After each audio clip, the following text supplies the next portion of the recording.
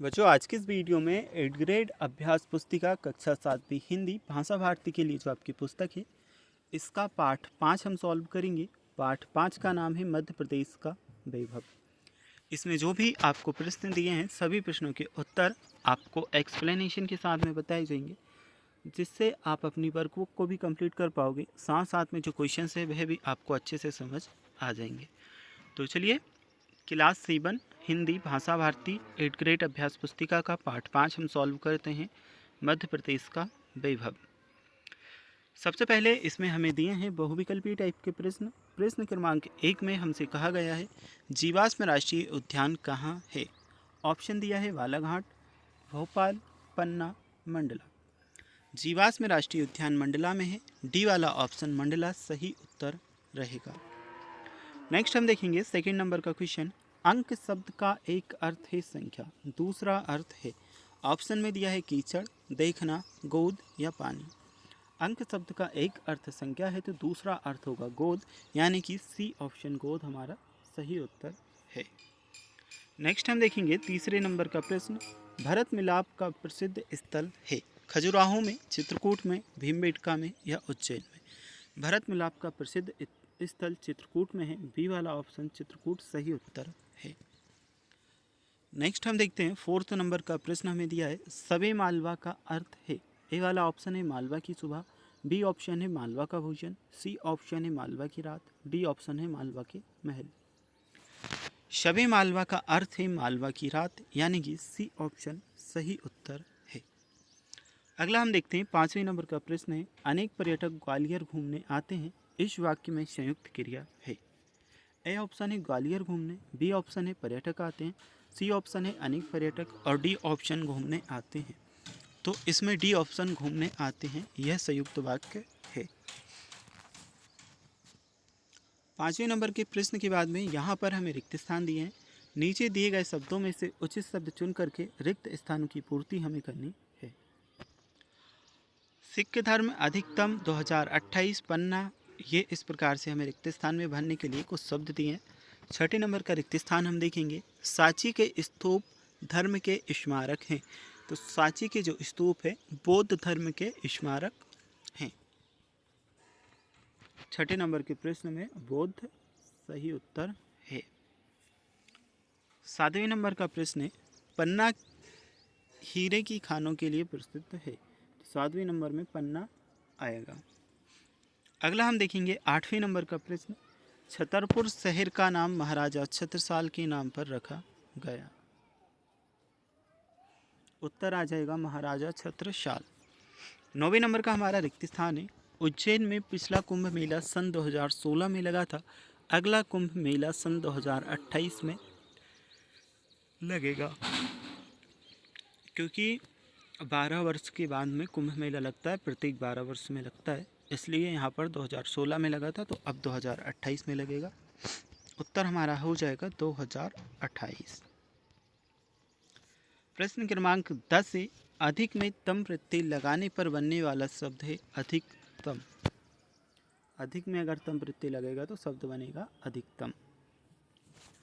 जो सही विकल्प थे और रिक्त स्थान थे ये हम कंप्लीट कर चुके हैं। अब यहाँ से आपके अतिलघु टाइप के प्रश्न होंगे स्टार्ट, और इन प्रश्नों को हम सॉल्व करेंगे। तो जो 11वें नंबर का प्रश्न है इसमें पूछा है, पाठ के अनुसार मोक्षदायिनी नदी किसे कहा गया है। उत्तर हमने यहाँ पर लिखा है, पाठ के अनुसार मोक्षदायिनी नदी नर्मदा नदी को कहा गया है। यह है प्रश्न क्रमांक 11 के लिए उत्तर। पाठ के अनुसार मोक्षदायिनी नदी किसे कहा गया है, तो नर्मदा नदी को पाठ के अनुसार मोक्षदायिनी नदी कहा गया है। 11वें के बाद में 12वें नंबर का प्रश्न है, निम्नलिखित में से लोकगीत और लोकनाट्य पहचान कर लिखिए। दिए हैं दादरा, माच, भजन, ढोला मास, शांग और ठुमरी। तो इसमें से लोकगीत हैं दादरा, भजन और ठुमरी। वहाँ की लोकनाट्य हैं माच, ढोला मास और शांग।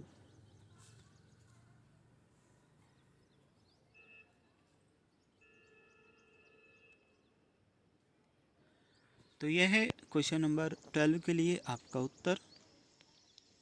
अगला हम देखते हैं 13 नंबर का प्रश्न क्रमांक 13।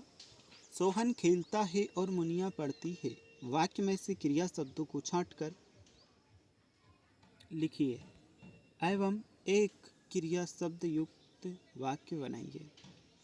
सोहन खेलता है और मुनिया पढ़ती है, तो क्रिया इनमें हो रही है एक खेलना यानी कि खेलता, और पढ़ती, ये पढ़ना, दोनों क्या है, क्रिया है। तो खेलता और पढ़ता या पढ़ती भी लिख सकते हैं, ठीक है। ये दोनों ही क्रिया। इसके बाद में वाक्य बनेगा सोहन खेलता है, ठीक है।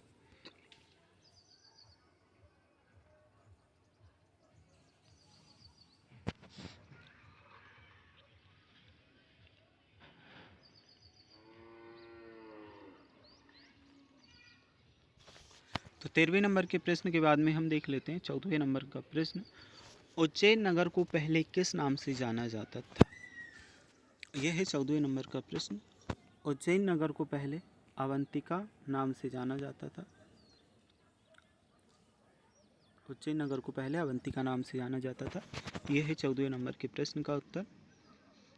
नेक्स्ट हम देख लेते हैं लघुत्तरी टाइप के प्रश्न दिए हैं। निम्नलिखित व्यक्तियों में से किस योगदान के लिए इन्हें बुंदेलखंड का गौरव कहा गया? नाम लिखिए। बच्चों यहाँ पर मैं आपको पढ़ के बता दूँ अगर आपको शब्द ना दिखे। पहला ऑप्शन दिया है डॉक्टर हरि सिंह गौर। तो इन्होंने सागर विश्वविद्यालय के संस्थापक थे, स्थापना की थी, वे संस्थापक थे, इसलिए डॉक्टर हरि सिंह गौर को बुंदेलखंड का गौरव कहा गया। सेकंड है पंडित कामता प्रसाद गिरु, यह व्याकरणाचार्य थे, इसलिए। तीसरा है पद्माकर, यह प्रसिद्ध रीतिकालीन कवि थे, इसलिए। तो जो 15वें नंबर का प्रश्न है यहाँ से कंप्लीट होता है। अब हम देखते हैं 16वें नंबर का प्रश्न। इस प्रश्न में हमसे कहा गया है मालवा और निमाड़ क्षेत्र के प्रसिद्ध दर्शनीय स्थल कौन कौन से हैं? प्रसिद्ध दर्शनीय स्थल मतलब देखने वाली प्रसिद्ध जगह कौन कौन सी है मालवा और निमाड़ क्षेत्र में? 16वें नंबर के प्रश्न का उत्तर रहेगा मालवा में उज्जैन का महाकालेश्वर ज्योतिर्लिंग, धार का ऐतिहासिक महत्व और मांडवगढ़ की बाघ की गुफाएं। निमाड़ में 52 गजा का आदिनाथ जी का मंदिर, इंदौर का राजवाड़ा और कांच मंदिर। यह है 16वें नंबर के प्रश्न का उत्तर। मालवा में उज्जैन का महाकालेश्वर ज्योतिर्लिंग, धार का ऐतिहासिक महत्व और मांडवगढ़ की बाघ की गुफाएं, निमाड़ का 52 गजा का आदिनाथ जी का मंदिर, इंदौर का राजवाड़ा और कांच मंदिर। 16वें नंबर के प्रश्न के बाद में 17वें नंबर का प्रश्न है यदि आपको मध्य प्रदेश में भ्रमण का अवसर मिले तो आप किस स्थान पर भ्रमण करना चाहेंगे? कारण सहित लिखिए। 17वें नंबर का जो प्रश्न है इसका उत्तर हम लिखेंगे मध्य प्रदेश में भ्रमण का अवसर मिलने पर मैं खजुराहो जाना चाहूँगा क्योंकि वहाँ के प्राचीन मंदिरों की वास्तुकला अद्वितीय है।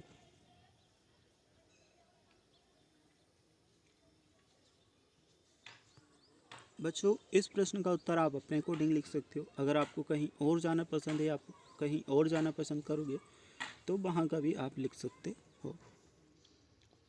17वें नंबर के प्रश्न के बाद में 18वें नंबर का प्रश्न देखेंगे ग्वालियर की किन्हीं 3 विशेषताओं का वर्णन कीजिए। ग्वालियर की कोई भी 3 विशेषताएं हमें बतानी है। तो ग्वालियर की 3 विशेषताएं में क्या क्या आ जाएगी? पहला है ग्वालियर का किला, अद्वितीय वास्तुकला और इतिहास के लिए प्रसिद्ध है। अद्वितीय वास्तुकला और इतिहास के लिए प्रसिद्ध है। सेकंड है जय विलास महल, भव्यता और संग्रहालय के लिए प्रसिद्ध है। तीसरा है तानसेन संगीत समारोह, भारतीय शास्त्रीय संगीत का प्रमुख आयोजन। तो ग्वालियर की 3 विशेषताएं यहाँ पर हमने लिख दी हैं।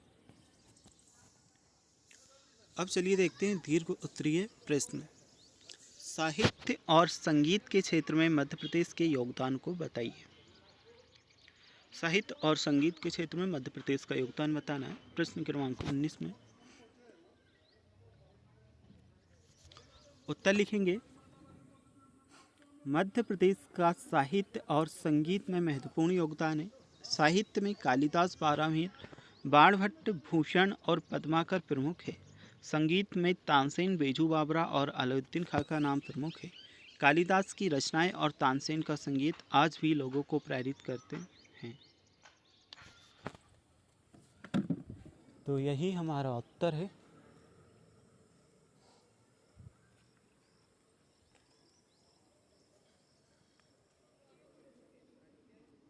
चलिए, ये होता है कंप्लीट। इसके बाद में अब देख लेते हैं प्रश्न क्रमांक 20। मध्य प्रदेश की कौन कौन सी गौरवशाली विशेषताएं मध्य प्रदेश कान में मिलती हैं? लिखिए। मध्य प्रदेश कान आपने सुना होगा, तो इसमें मध्य प्रदेश की कौन कौन सी गौरवशाली विशेषताएं मिलती हैं वह बताना है, लिखना है। उत्तर हमने यहाँ पर लिखा है। मध्य प्रदेश कान में प्राकृतिक सौंदर्य, ऐतिहासिक धरोहर, सांस्कृतिक वैभव और धार्मिक महत्व की विशेषताएं मिलती हैं। नर्मदा नदी, सतपुड़ा पर्वतमाला, सांची स्तूप, खजुराहो की मंदिर, तानसेन का संगीत, कालिदास का साहित्य, महाकालेश्वर ज्योतिर्लिंग और ओमकारेश्वर का धार्मिक महत्व इसका हिस्सा है। तो बच्चों, इस पाठ में भी हमें 20 ही प्रश्न दिए थे और सभी प्रश्नों के उत्तर हम देख चुके हैं। अगर आपको इसके बाद के पहले के या किसी और सब्जेक्ट के पाठों के उत्तर देखने हैं तो आपको हमारे चैनल पर प्लेलिस्ट में जाना है। वहाँ पर आपको प्लेलिस्ट में सभी विषय के, सभी सब्जेक्ट के सभी पाठ मिल जाएंगे।